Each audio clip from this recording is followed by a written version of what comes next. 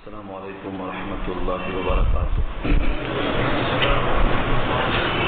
الحمد للہ وحدہ والصلاة والسلام على من لا نبی بعدہ اما بعد فاعوذ باللہ من الشیطان الرجیم بسم اللہ الرحمن الرحیم. وَلَقَدْ قَالَ لَهُمْ هَارُونُ مِنْ قَبْلُ يَا قَوْمِ إِنَّمَا فُتِنْتُمْ بِهِ وَإِنَّ رَبَّكُمُ الرَّحْمَنُ فَاتَّبِعُونِي وَأَطِيعُوا أَمْرِي قَالُوا لَن نَّبْرَحَ عَلَيْهِ عَاكِفِينَ حَتَّى يَرْجِعَ إِلَيْنَا مُوسَى إلى آخر الآية. صدق الله العلي العظيم وصدق رسوله النبي الكريم ونحن على ذلك من الشاهدين والشاكرين. اللهم ألهمنا رشدنا وأعذنا من شرور أنفسنا. اللهم وفقنا لما تحب وترضى من القول والفعل والنية. رب اشرح لي صدري ويسر لي أمري واحلل عقدة من لساني يفقهوا قولي. آمين يا رب العالمين. محترم حضرات،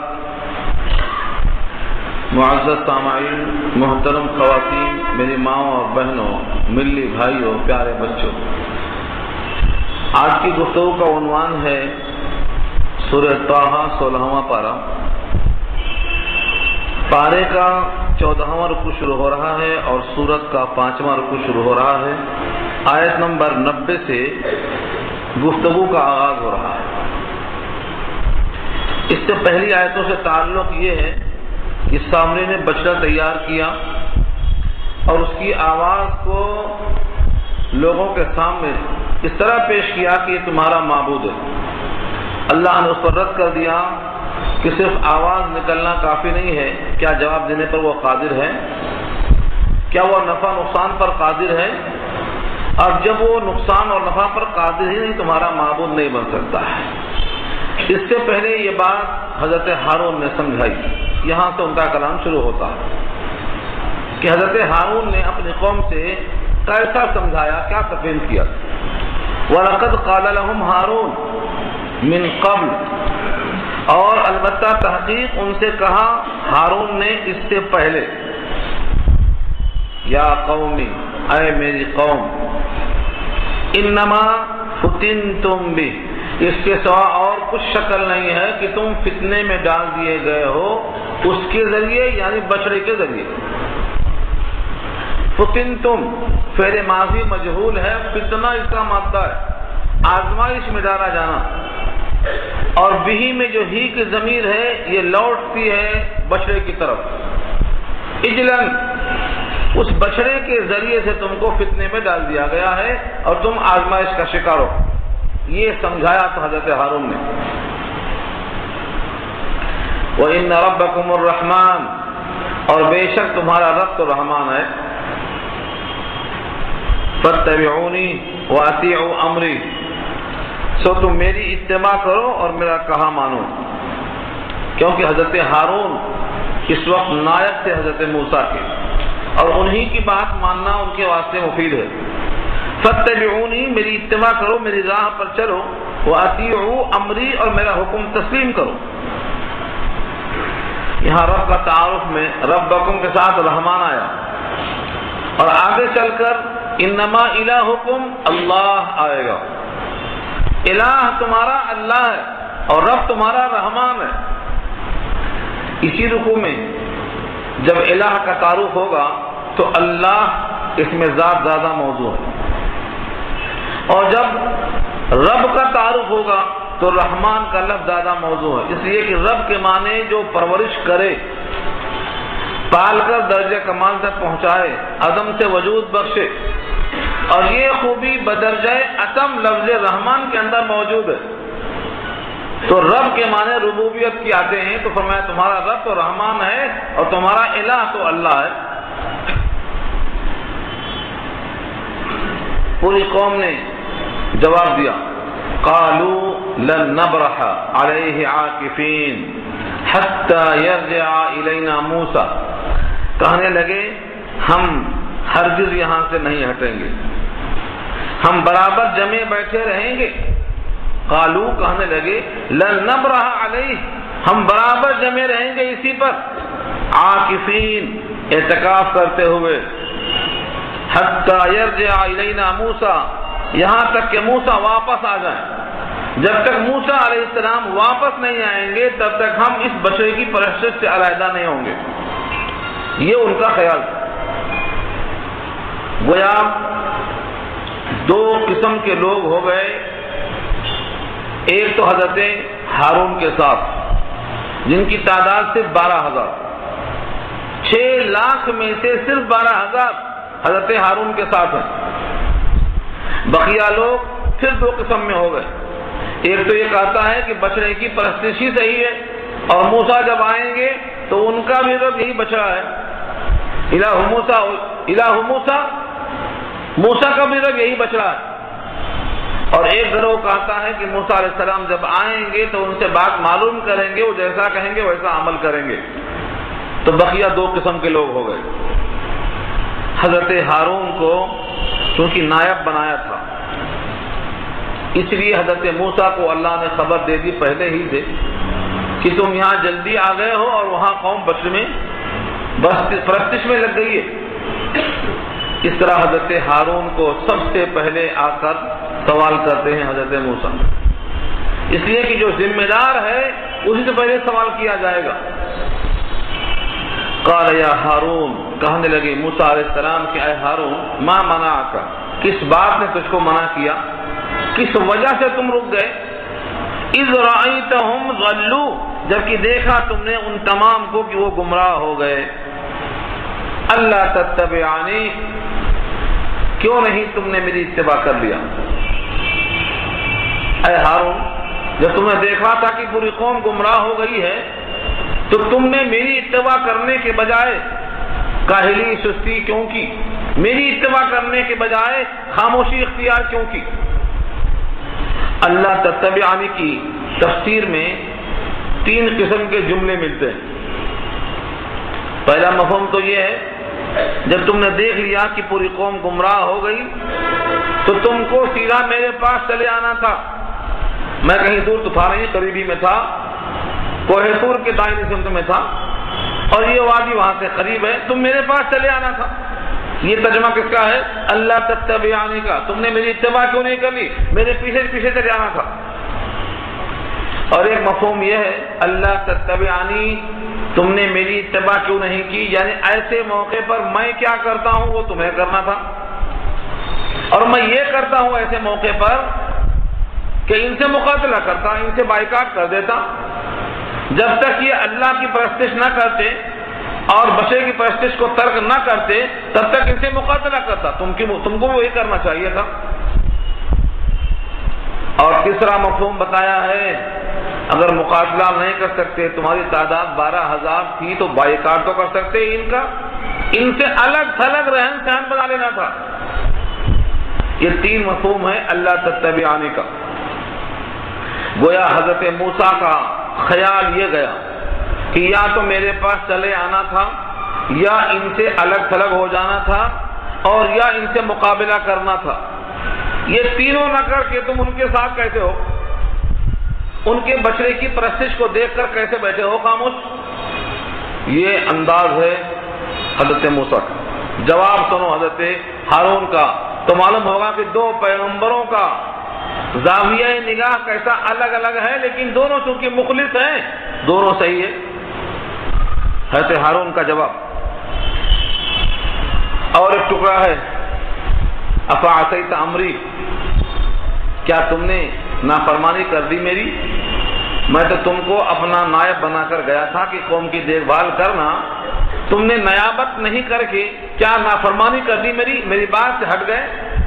جو میرا موقف تھا اس سے تم علیحدہ ہو گئے. قال یا ابن اے میرے ماں جائے بھائی, میرے ماں کے بیٹے, اے میرے ماں کے جنے.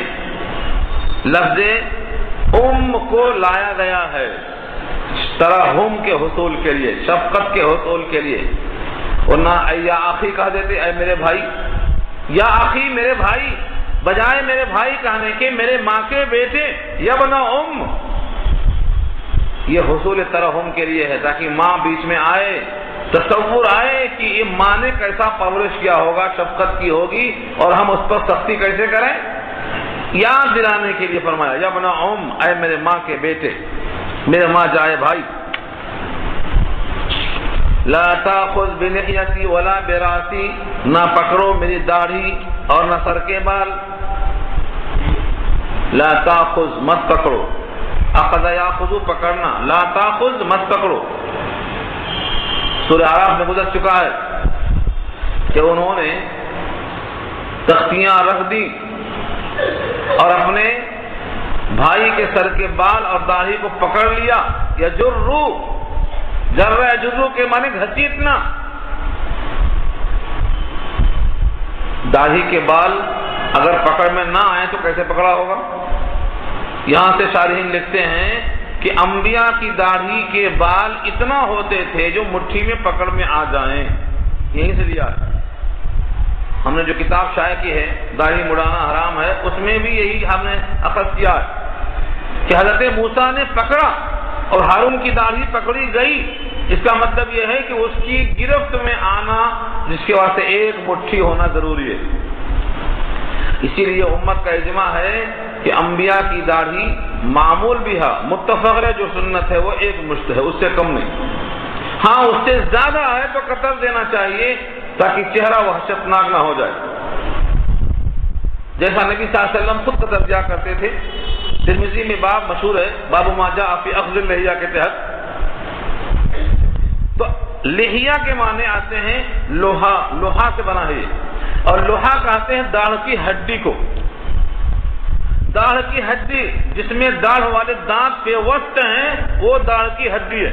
نیچے کے داڑھ کے ہوں یا اوپر کے داڑھ کے ہوں، نیچے اوپر دونوں طرف وہ لوہا ہے. اس حصے پر جو بال ہیں ان کو داڑھی کہا جاتا ہے، لحیہ کہا جاتا ہے. اس کے نیچے اگر حلق پر ہیں وہ داڑھی میں نہیں آتے، اسے کاٹ سکتے ہیں. اس کے اوپر جو آتے ہیں وہ بھی داڑھی میں نہیں آتے، وہ رخسار پہ آتے ہیں، عارض پہ آتے ہیں، ان کو بھی آپ کاٹ سکتے ہیں. جو لفظ لوہا پہ آتے ہیں وہ لحیہ بنتے ہیں، انہیں کو رکھنا مصنوع ہے. لا تاخذ بلحیتی، میری داڑھی کے بال کو مت پکڑو، ولا براسی، اور میرے سر کے بال کو مت پکڑو. یہ ترحم چاہنے کے بعد فرمایا اصل وجہ یہ تھی، انی خشیتو، مجھے اندیشہ یہ ہوا، خشیتو مجھے اندیشہ یہ ہوا، ان تقول کہ آپ یہ فرمائیں گے، فرقتا، تم نے تفرقہ پیدا کر دیا، فرقتا تفریق پیدا کر دیا، بینا بنی اسرائیل، بنی اسرائیل کے درمیان تفریق ہو گئی. ہم 6 لاکھ لوگوں کو چھوڑ کر گئے تھے، سب یکجا تھے، تم نے ان کو بھی کھیل دیا. اور یہ کیسے الزام آتا؟ اگر ہم 12,000 کو چھوڑ کر آپ کے پاس آ جاتے تو یہ پورے کے پورے ہمارے فالوورز، اتباع کرنے والے ہمارے پیچھے پیچھے وہیں آ جاتے، تو 12,000 آتے، باقی وہاں رہ جاتے، تفریق ہو گئی. اور گائے کی پچھڑے کی پرستش کرنے والے اور نہ کرنے والے دونوں کو الگ کرتے، تفریق ہو جاتی. قتال کرتے، تفریق ہو جاتی. بائیکاٹ کرتے، تفریق ہو جاتی. تفریق کا اندیشہ تھا، اس لیے ہم نے یہ اندیشے کے تحت یہ قدم نہیں اٹھایا. اور آپ یہ بھی کہہ سکتے تھے وَلَمْ تَرْقُبْ قَوْلِي، تم نے میری بات کا انتظار کیوں نہیں کیا، میرے آنے سے پہلے یہ قدم کیوں اٹھا لیا؟ کیا میں بہت دور چلا گیا تھا؟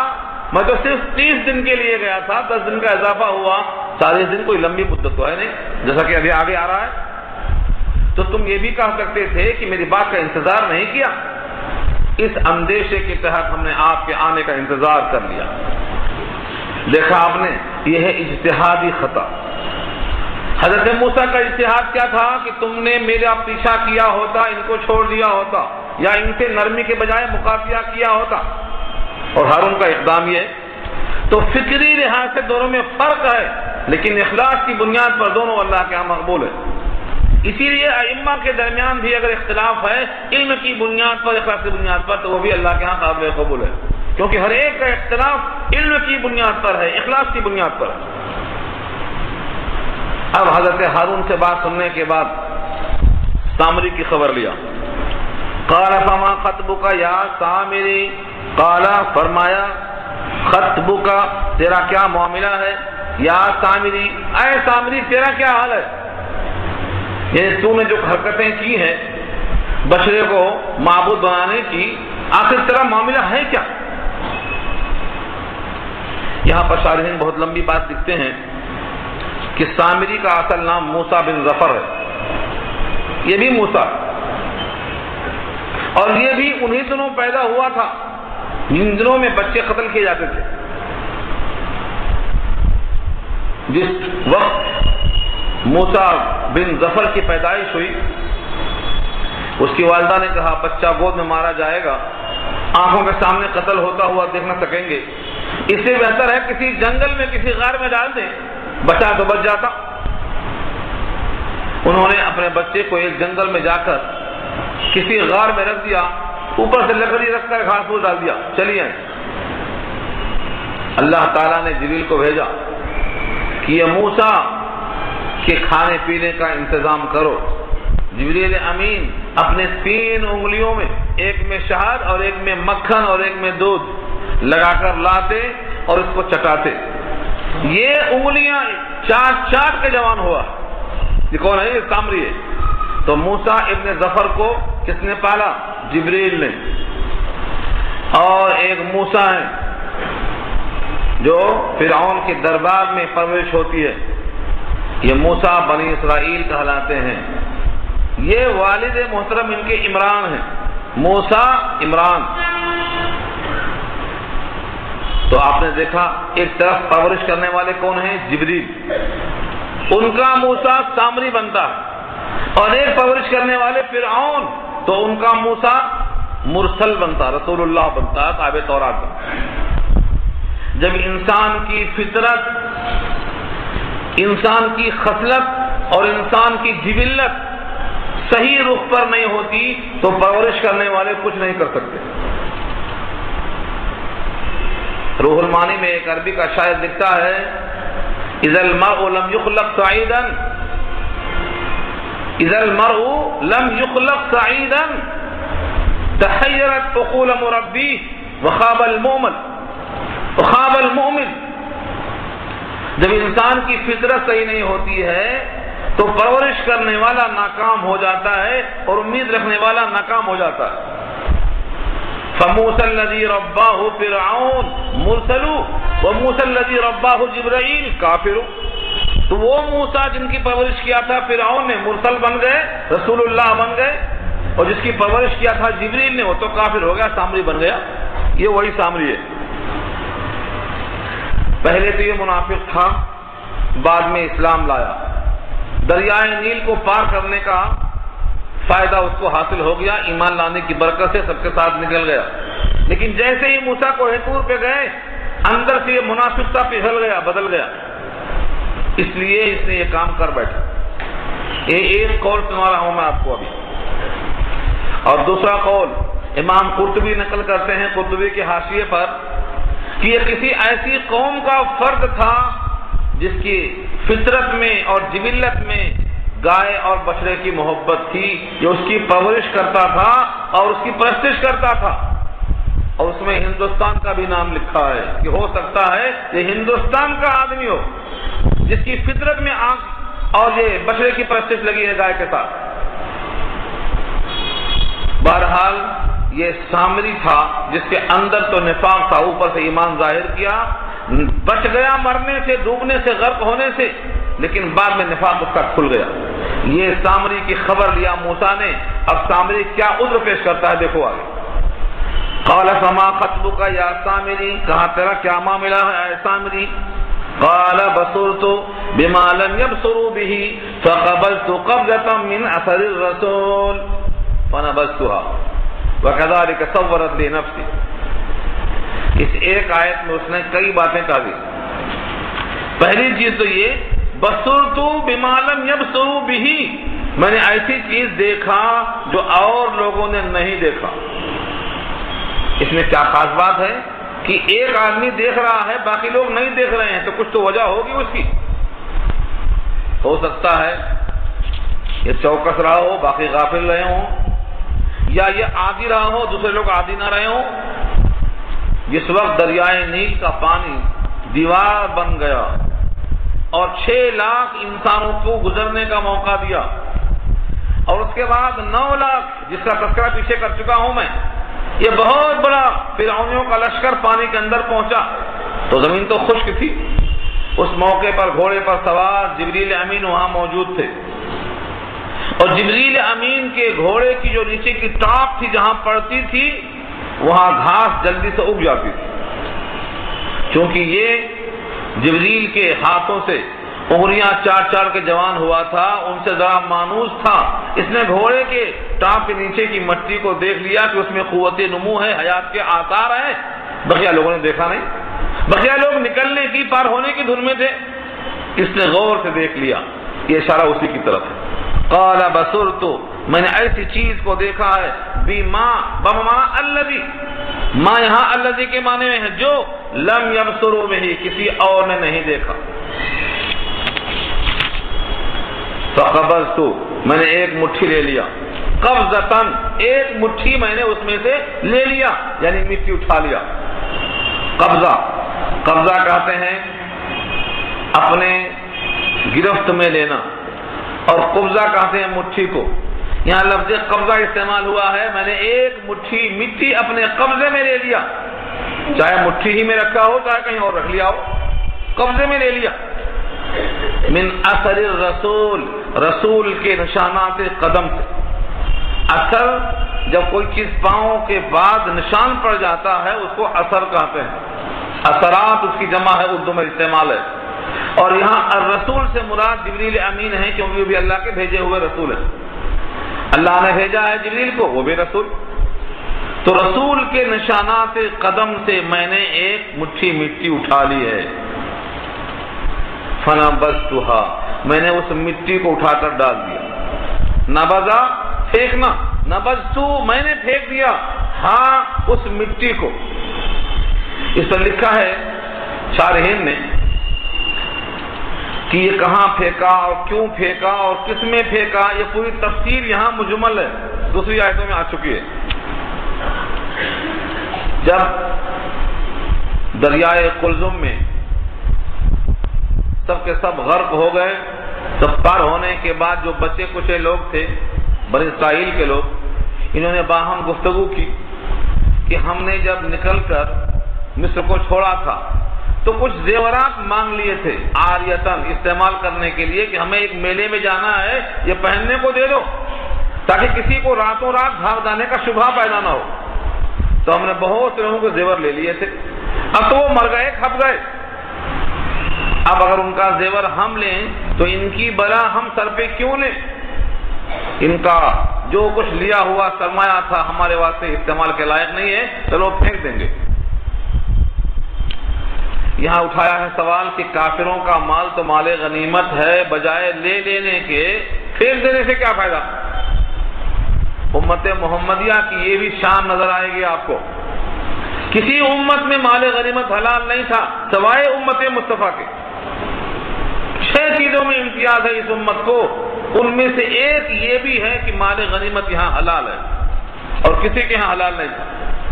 پہلے مال غنیمت کے لیے آسمان سے آگ آتی تھی، وہ کھا لیتی تھی، جلا لیتی تھی، وہ مقبول ہونے کی دلیل، اور نہیں کھائی تو دلیل نہیں۔ سورہ مائدہ میں یہ بحث تفصیل سے آ چکی ہے۔ تو یہ امت کے لیے حلال نہیں تھا۔ امت محمدیہ کی شان ہے کہ اس کے واسطے یہ حلال ہے، مال غنیمت ہے۔ پھر انہوں نے کہا کہ یہ لوگ حربی تو نہیں ہے کہ اس سے ہماری جنگ ہے، مال غنیمت بھی حلال ہونے کی شرط یہ ہے کہ مغالبہ بالمحاربہ ہو، ان سے ہم جنگ کریں، پھر غلبہ ہو، پھر مال غنیمت ہوگا۔ ہم نے ان سے جنگ تو نہیں کی ہے، ہم نے ان سے مانگا تھا، لہذا وہ ہمارے واسطے حلال نہیں ہے، اس کو پھینک دینا ہی اچھا ہے۔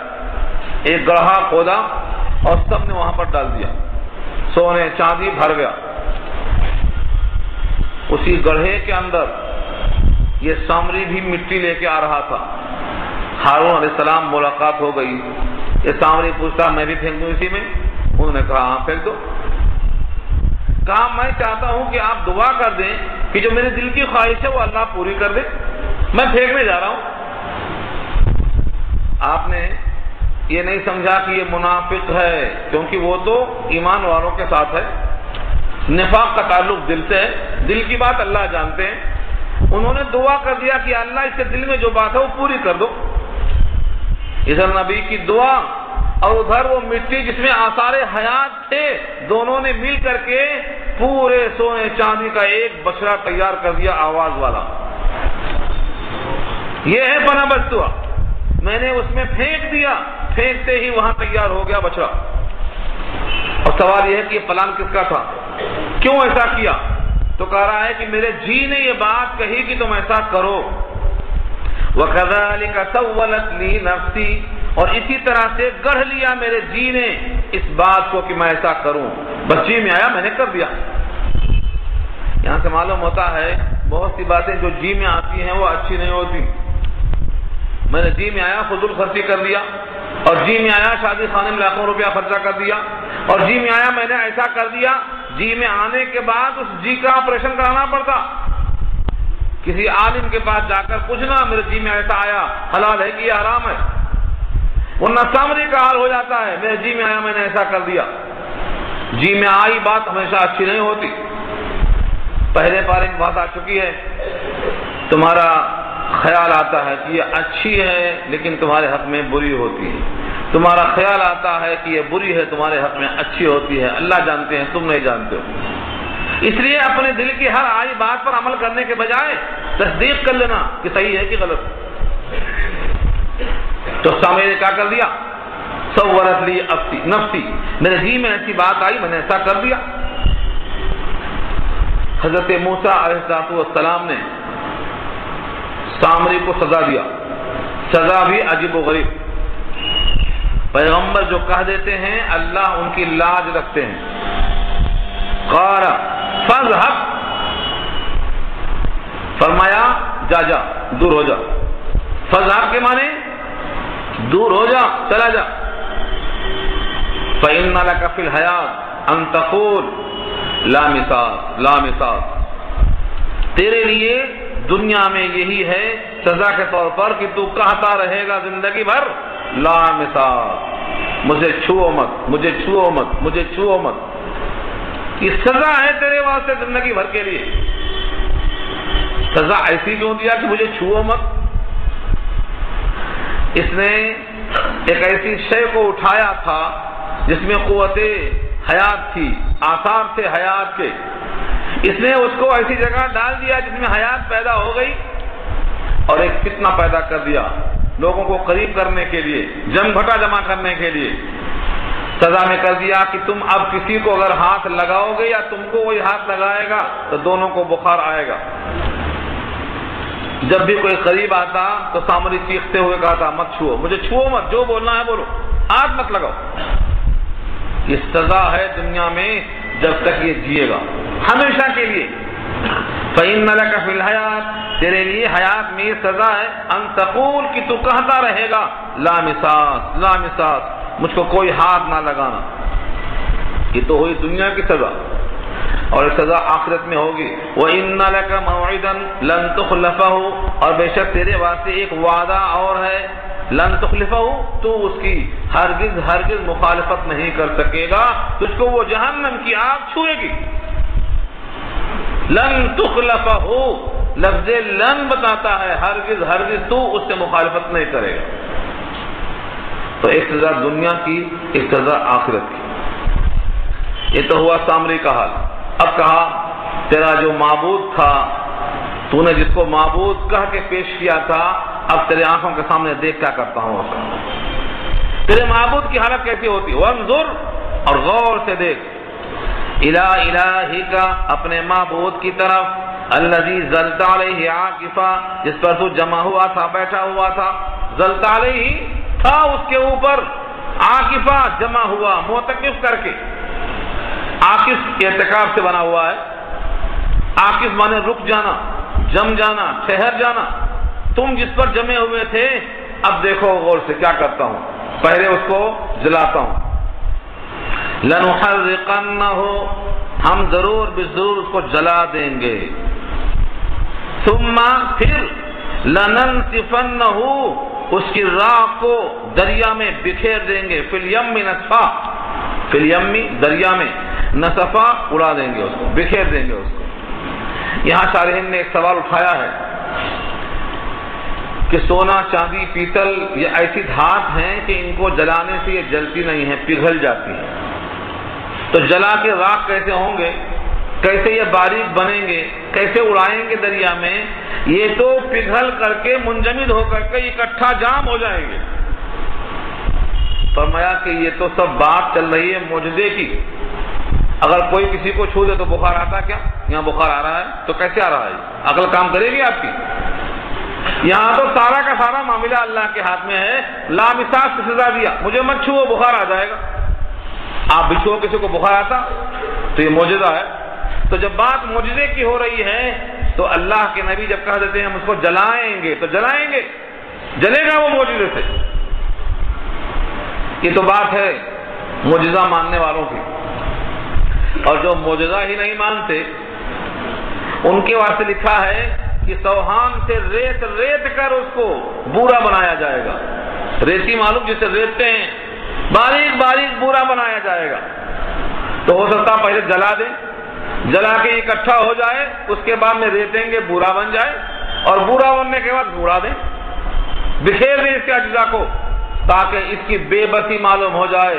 ضعف الطالب والمطلوب، طالب کو کہہ دیا لامساس کہتے پھرو، اور مطلوب کو اٹھا کر بورا بورا بنا دیا، دونوں کمزور دکھائی دیے، تاکہ آئندہ کوئی کسی کے سامنے معبود ہونے کا ڈھونگ نہ رچائے.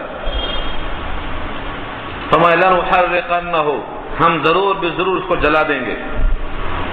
یا کوئی کیمیکل ہو ایسا جس سے جلایا جا سکتا ہو، ہم اس کو جلا دیں گے.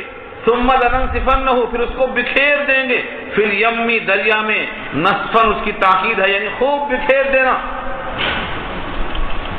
اور رہا تمہارا حقیقی اللہ تو سنو، انما الہکم اللہ، اس کے سوا اور کچھ نہیں کہ تمہارا معبود صرف اللہ. میں اسی کو بتا رہا تھا آپ سے کہ حضرت ہارون نے کہا ربکم الرحمن، تمہارا رب رحمان ہے، تو رب کے ساتھ رحمان استعمال کیا، اور یہاں الہکم کے ساتھ اللہ استعمال کیا، کیونکہ الہ سے ہی اللہ بنا ہے. الالہ سورہ فاتحہ میں سن چکے ہیں آپ. الالہ، الہ تو معبود کو بولتے ہیں، لیکن اس میں ال لگایا معرفہ کا. اب اس کو ادغام کر کے جب اللہ بنایا تو اللہ کا لفظ حقیقی نام ہے اللہ کا. اسی واسطے جب الہ کی تعریف آئی تو کہا تمہارا الہ اللہ ہے، اور جب بات رب کی آئی تو تمہاری ربوبیت کرنے والا رحمان ہے. معلوم ہوا اللہ کے صفاتی ناموں میں سے موقع بموقع جو چاہے استعمال کر سکتے ہیں آپ. صفاتی نام کا استعمال کرنا مفہوم کے اعتبار سے.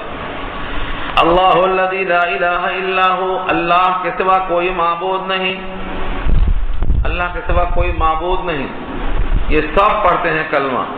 لیکن کوئی اگر پوچھ لے کہ اللہ کے سوا کوئی معبود کیوں نہیں، تو ہم کہیں گے ہم کو اتنے ہی معلوم ہے. اس کی دلیل یہ لکھا ہے قرآن کریم میں وَاسْجُدُوا لِلَّهِ الَّذِي خَلَقَهُنَّ، سجدہ کرو اس کا جس نے ان تمام چیزوں کو پیدا کیا ہے. تو سجدہ ہوتا ہے خالق کا، نہ کہ مخلوق کا، کیونکہ خالق ایک ہی ہے. خالق کل شے، ہر چیز کو بنانے والا وہی ہے، بقیہ سب مخلوق ہیں. جو مخلوق ہوتا ہے وہ محتاج ہوتا ہے، اور سجدہ محتاج کو کیا کریں گے؟ اسی لیے کوئی معبود نہیں، کیونکہ خالق کوئی ہے ہی نہیں، سب مخلوق ہیں.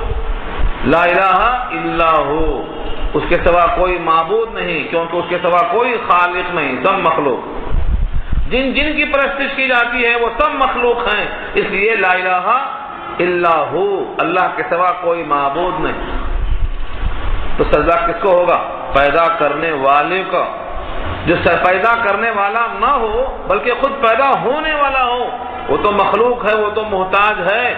اپنے وجود میں کسی غیر کا محتاج ہے، وہ ہمیں کیا دے سکتا؟ اسی واسطے لا الہ الا ہو سمجھ کر پڑھا کرو، اللہ کے سوا کوئی معبود نہیں. وسع کل شیء علما، وسیع ہے ہر چیز کو علم، یعنی اللہ تعالیٰ نے اپنے علم میں ہر چیز کو اتار دے رکھی ہے، اپنے علم سے تمام چیزوں کا احاطہ کیے ہوئے. یہ لانے کی ضرورت کیا پیش آئی؟ علم سے احاطہ کیا ہوا ہے، وہ سب کا معبود ہے. اگر سب کا علم نہیں ہوگا تو سب کا معبود کیسے ہوگا؟ کوئی روٹی مانگتا ہے، کوئی چاول مانگتا ہے، کوئی دریا میں ہے، کوئی خشکی میں ہے، کوئی زمین میں ہے، کوئی آسمان میں ہے۔ اگر ساری کائنات کا علم نہیں ہے تو پھر کون کہاں کیا مانگ رہا ہے، کیسے عطا کرے گا؟ اسی لیے معبود ہونے کے لیے اپنے مخلوق کا کامل علمی احاطہ ہونا ضروری ہے۔ یہ جواب دیا ہے اللہ اپنے علم کے لحاظ سے ساری کائنات کا احاطہ کیے ہوئے۔ کون سوتا ہے، کون روتا ہے، کون فقیر ہے، کون کیا چاہتا ہے، ہر ایک کو اپنے علم سے گھیر رکھا ہے۔ احاطہ علمی۔ اب یہ بحث یہاں نہیں کرنا چاہتا ہوں میں کہ صرف علم ہی سے گھیر رکھا ہے، اس کی ذات تو صرف عرش پہ ہے، نہیں، علم اللہ کی صفت ہے، اور صفت اور ذات میں اتصال ہوتا ہے، انفکاک نہیں ہوتا۔ صفت اور موصوف میں اتصال ہوتا ہے، انفکاک نہیں ہو سکتا۔ اسی لیے اللہ کا علم اللہ کی ذات سے الگ نہیں ہے بلکہ متصل ہے۔ اللہ کی حیات، اللہ کی قدرت، اللہ کی مشیت، اللہ کی تمام صفات ذاتیہ اللہ کی ذات سے وابستہ ہیں، اتصال ہے، انفکاک نہیں۔ اللہ تعالیٰ نے ہر چیز کو اپنے علم سے گھیر رکھا ہے۔ اسی میں سے اے نبی ہم نے آپ کو یہ واقعہ بتایا جو آپ کو مکے والوں کو سنانا ہے، جو آپ سے پہلے ہزاروں سال پہلے گزر چکا ہے۔ كَذَلِكَ نَقُصُّ عَلَيْكَ مِنْ أَنْبَاءِ مَا قَدْ سَبَقَ، اسی طرح جس طرح ہم نے یہ واقعہ سنایا آپ کو، بالکل اسی طرح ہم بیان کریں گے آپ پر من انباء ما قد سبق، ان کے خبروں میں سے جو پہلے گزر چکے ہیں، آدم سے لے کر، نوح سے لے کر، ادریس علیہ السلام سے لے کر سارے انبیاء کے واقعات ہم آپ کو ایسا ہی سنائیں گے جیسا ہم نے یہ سنایا۔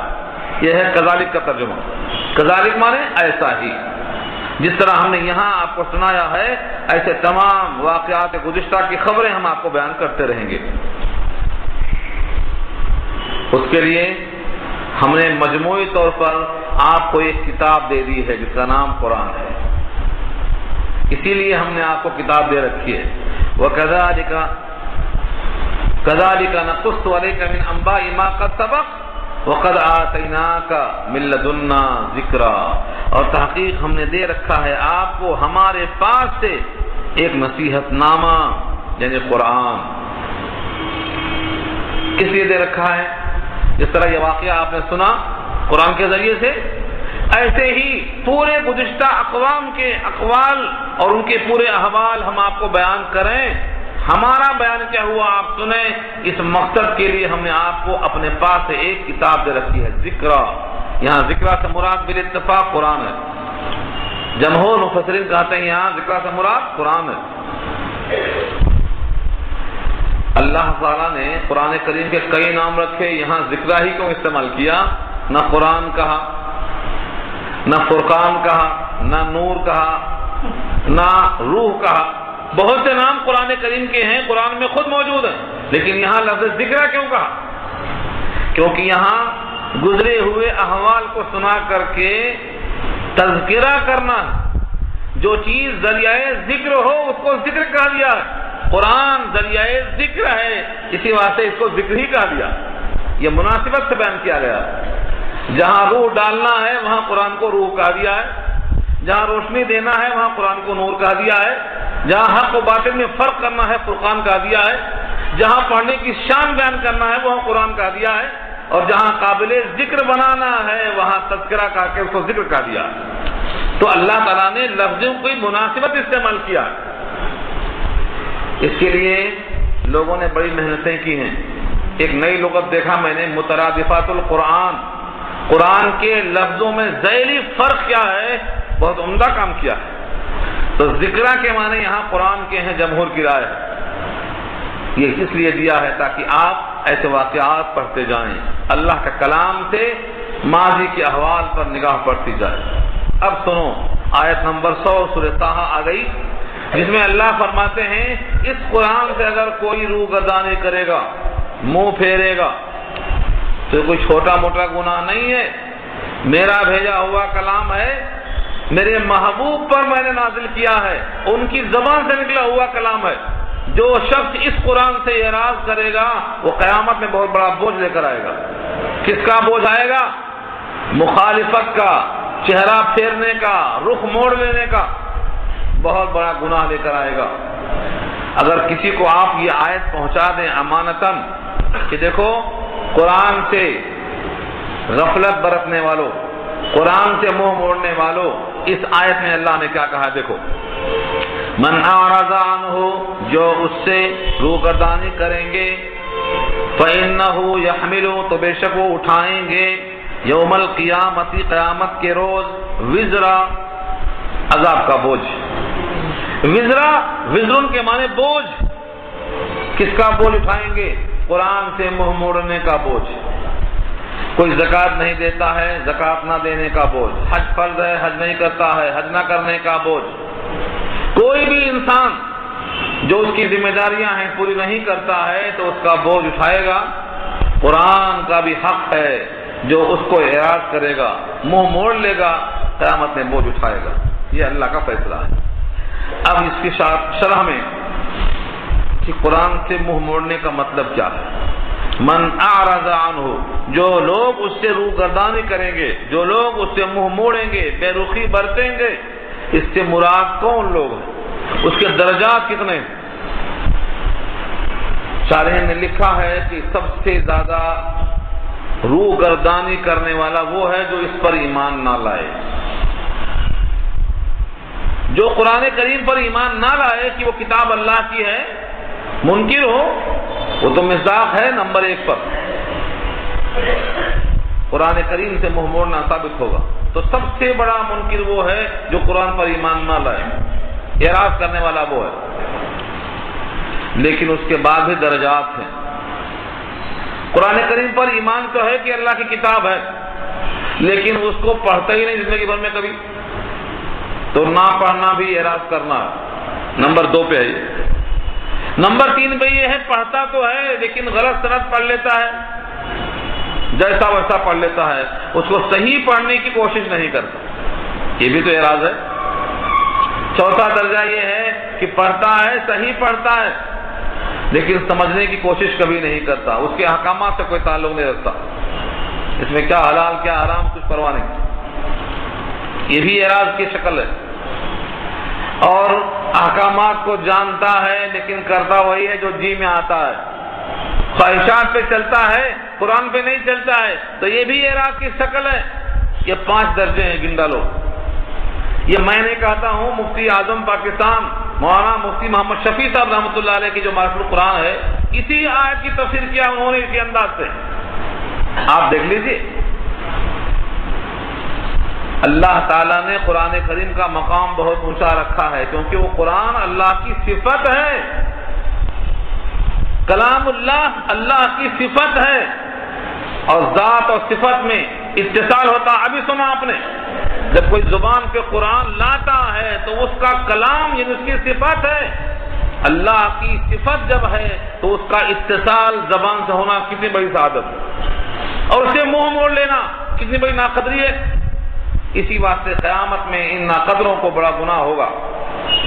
جو لوگ کہتے ہیں قرآن سنے یا نہ سنے کیا فرق پڑتا قیامت میں معلوم ہوگا، کیونکہ یہ اللہ نے کتاب بھیجی ہے ساری امت کی رہنمائی کے واسطے۔ اس کتاب میں کیا نہیں ہے؟ عبداللہ بن مسعود رضی اللہ فرماتے ہیں اگر کسی کو اولین آخرین سارا کا سارا علم حاصل کرنا ہو تو اسے قرآن پڑھنا چاہیے، علم الاولین اور علم الآخرین حاصل کرنا ہو تو قرآن پڑھنا چاہیے۔ جو شخص قرآن کریم سے منہ موڑ لے گا، جتنا زیادہ اعراض کرے گا اتنا گناہگار ہوگا۔ اور ایک بات قرآن کریم کے تعلق سے جو آ ہی گئی ہے تو سن لیجئے، جس طرح قرآن سفارش کرے گا شکایت بھی کرے گا، جس طرح رسول اللہ سفارش بھی کریں گے شکایت بھی کریں گے۔ سورہ فرقان میں یہ بات آ چکی ہے، وقال الرسول یا ربی ان قوم اتخذوا هذا القرآن مہجورا۔ اللہ کے رسول قیامت میں کہیں گے اے رب، اے میرے رب، میری اس قوم نے میرے اس قرآن سے ہجرت کر لی تھی، ترک تعلق کر لیا تھا، تو یہ شکایت ہے۔ قرآن بھی اللہ کے دربار میں شکایت کرے گا اور سفارش کرے گا. جو بندہ اس کا حق ادا کرے گا قرآن سفارش کرے گا اس کے حق میں اور اس کی بات اللہ مانیں گے. اور جو اس کا حق ادا نہیں کرے گا قرآن شکایت کرے گا اور شکایت اس کی سنی جائے گی. اسی لیے قرآن سے اعراض نہیں کرنا، حتی المقدور اپنے لیے سعادت سمجھنا کہ جو وقت گزر جائے قرآن کے ساتھ. اللہ فرماتے ہیں وزرا بوجھ 1 گھنٹہ رہے گا، 2 گھنٹہ رہے گا، 3 گھنٹہ رہے گا، ایسا بوجھ نہیں. خالدین فی، اسی میں ہمیشہ ہمیشہ رہیں گے. یہ پہلا درجے والے ہیں جو قرآن کا انکار کرنے والے ہیں ایمان لانے کے بجائے، وہ ہمیشہ اسی بوجھ کے عذاب میں رہیں گے. خالدین فی، ہمیشہ رہیں گے اس عذاب میں. وساء لهم، اور برا ہے ان کے لیے یوم القیامہ، قیامت کے دن. حملہ، حملہ کے معنی بوجھ، حملہ کے معنی ما یحمل بہ، جس کو اٹھایا جائے وہ بہت برا ہے، کیونکہ اس سے کوئی راحت نہیں ملے گی، اس سے بہت تکلیف ہوگی، یہ گناہوں کا بوجھ ہوگا. وہ دن کب آئے گا، وہ وقت کیسا ہوگا؟ اللہ فرماتے ہیں وہ دن اتنا ہیبت ناک ہوگا کہ لوگ اکٹھا ہو جائیں گے ایک آواز کا. وہ آواز سور کی آواز ہوگی. ایک دیہاتی نے پوچھا کہ اللہ کے رسول یہ سور کیا ہوتا؟ فرمایا سینگ معلوم ہے، سینگ کی طرح سور ہے. جب اس میں پھونکیں گے اسرافیل علیہ السلام اللہ کے حکم سے تو سب کے سب مر جائیں گے. دوبارہ پھونکیں گے سب زندہ ہو جائیں گے، اور دونوں کے درمیان 40 سال کا وقفہ ہوگا. 40 سال بھی آخرت کی یہاں کے نہیں. تو وہ سور منہ میں لگائے تیار ہیں، اب اللہ کا حکم آنے کا انتظار کر رہے ہیں. آگے کے جملے میں دیکھو، یوم ينفخ فی الصور، جس دن پھونکا جائے گا سور میں، یعنی پھونک ماری جائے گی سور میں. ونحشر المجرمین، اور جمع کریں گے ہم مجرموں کو. مجرمین جمع ہے، ہم ان کو جمع کریں گے، یعنی مردے زندہ ہو کر سب جمع ہو جائیں گے. اور اس دن کیا کہا؟ مجرم کہا. کیوں؟ ہر ایک کے خلاف کچھ نہ کچھ جرم ہوگا تو وہ مجرم کہلائے گا. نماز چھوڑے گا، نماز چھوڑنے کا جرم تو مجرم. زکوٰۃ نہیں دیا، زکوٰۃ نہ دینے کا جرم تو مجرم. حج نہیں کیا، حج چھوڑ دیا، حج چھوڑنے کا جرم ثابت ہوا تو مجرم. تو ہر شخص اپنے اپنے جرم کے بقدر مجرم ہوگا. اب یہ اور ہے، اللہ کی رحمت ہے، کس کی توبہ قبول ہے، کس کو معاف کر دیا رب کریم نے. لیکن جس بندے کا جو بھی جرم ہے بقدر جرم مجرم ہو کر وہ حاضر کیا جائے گا. اصل مجرم تو کافر ہوں گے، کافر جمع کیے جائیں گے، لیکن باقی لوگ چھوڑے نہیں جائیں گے، یہ بھی حاضر کیے جائیں گے. لیکن مجرموں کا حال کیا ہوگا؟ یومئذ زرقا ونحشر المجرمین یومئذ زرقا، ہم جمع کریں گے مجرموں کو اس دن. زرقا کہتے ہیں نیلگوں آنکھیں. زرق برق چمک کو بولتے ہیں، لیکن زرقا مانے نیلگوں. آنکھیں جب نیلگوں ہوتی ہیں تو خوف کی وجہ سے ان کی آنکھیں نیلگوں ہوں گی. یہ مارے خوف کے چپکے باتیں کریں گے. یتخافتون بینہم، تخافت کے معنی چپکے بات کرنا. جیسے کسی مقام پر کئی مجرم ہو، خوف طاری ہو، تو مجرم لوگ آپس میں جو باتیں کرتے ہیں وہ کیسے چپکی باتیں کرتے ہیں، یہ ہے تخافتون. چپکے وہ باتیں کریں گے بینہم آپس میں. ان لبستم، یہ کہ تم نہیں ٹھہرے، الا 10 مگر 10 دن، 10 روز رہے ہوں گے تم. کہاں؟ قبروں میں. آج لوگ کہتے ہیں قبروں میں کب سے پڑے ہیں، کب تک پڑے رہیں گے، کب قیامت آئے گی. کتنے قسم کے اشکال کرتے ہیں لوگ. لیکن یہ پورے کے پورے مجرم جب اٹھیں گے قبروں سے تو آگے کی منزل کشن دکھائی دے گی اور مشکل مرحلہ آئے گا. اس لیے کہیں گے میاں قبر میں رہے تو بہت کم دن رہے. کتنا دن رہے؟ 10 دن رہے. قبروں میں جو رہنے کی مدت تھی وہ 10 دن نظر آئے گی. اللہ فرماتے ہیں نحن عالم بما یقولون، ہمیں خوب معلوم ہے وہ جس مدت کے بارے میں کہنا چاہتے ہیں. نحن عالم، ہم خوب جانتے ہیں، بما یقولون جو لوگ کہتے ہیں اور کہیں گے. اذ یقول امثلهم طریقۃ، جبکہ کہے گا ان میں سے جو کسی قدر ہوگا سچی روش پر چلنے والا. امثل مثلا اس کی مؤنث ہے بمعنی عمدہ، امثل مانے عمدہ، اور طریقتاً طریقہ مانے راستہ. جو کسی قدر ان سے اچھا جاننے والا ہوگا وہ تو یہ کہے گا ان لبثتم الا یوما، نہیں تھے تم مگر ایک ہی دن. برزخ کا دن تمہارا 10 دن نہیں تھا بلکہ ایک ہی دن تھا. اس کے برخلاف محشر کے میدان میں دنیا والے کیا کہیں گے؟ ہم دنیا میں ایک صبح تھے یا ایک شام تھے، بس دنیا کی پوری حیات ہماری ایک شام کے برابر نظر آئے گی. کأنہم یوم یرونہا لم یلبثوا الا عشیۃ او ضحاہا، ایک عشیہ اور ایک ضحا، ایک صبح اور ایک شام ہے دنیا میں ہم. تو یہ ہر ایک آدمی کے احوال پر منحصر ہوگا. کوئی کہے گا ہم قبروں میں 10 دن تھے، کوئی کہے گا ہم ایک دن تھے. اور دنیا کا حال یہ ہوگا کہ دنیا میں وہ ایک دن نہیں بلکہ صبح یا شام تھا.